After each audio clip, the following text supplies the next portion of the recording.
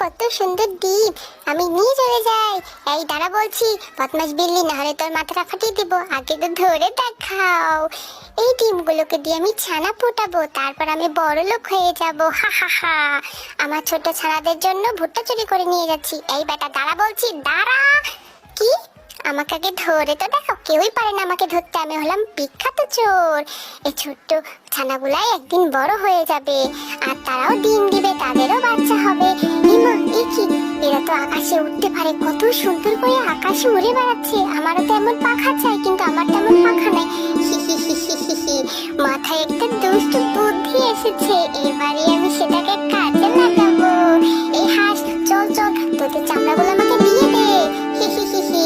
তোদের চামড়া দিয়ে আমি আমার সুন্দর পাখা বানাবো। এই তোমার সুন্দর পাখা, এখন আমি আকাশে উড়ে বেড়াবো।